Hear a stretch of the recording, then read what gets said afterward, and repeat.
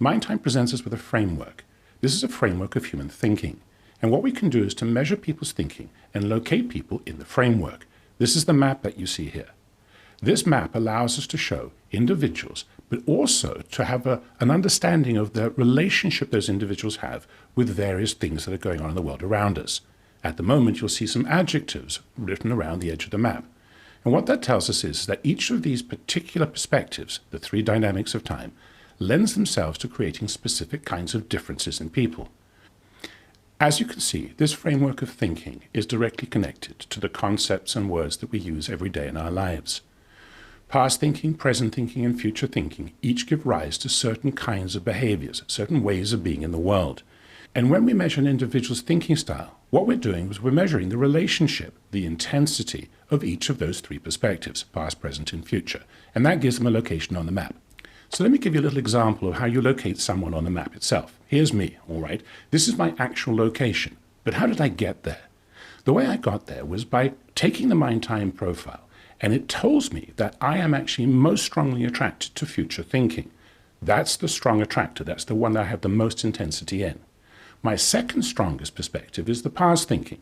So whilst it's not nearly as strong as my future thinking, it is certainly there.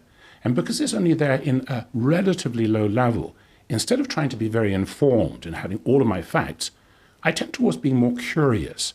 So that past perspective, when blended together with the future perspective, is giving rise to this interesting conceptual idea of curiosity.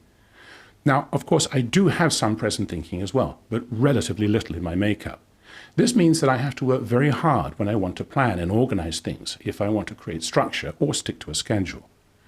These three perspectives and the force that they exert on my thinking is what gives a person their location in the MindTime map.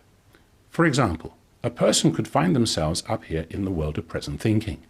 This person is going to need and will behave in such a way in accordance with planning, organization, structure, and being normal, fitting in, making things, if you will, easy to get along with, stable. And if a person finds themselves down here in the world of past thinking, then this person is going to need the more abstract kinds of concepts like truth. They need to be informed, they need to understand things, and most of all, the meaning of things. And, as you heard me mention, down here in the world of the future thinking person, this is much more about ideas. It's about having a vision for the future, the big picture, if you will, and really getting to the bottom line of things and not worrying too much about the details or the plan. Now, of course, one can end up anywhere on the map of thinking. And when someone ends up in the middle of the map of thinking, we call this the integrated thinker. This person combines all three perspectives in relatively equal measure.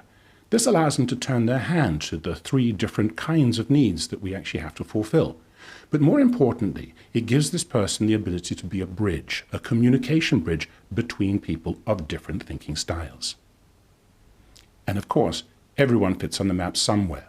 And what the map is showing us is the relative dominance of each of the three perspectives in each individual's thinking. That's what gives them their place on the map. It's the relative point of view they have with other people on the same map.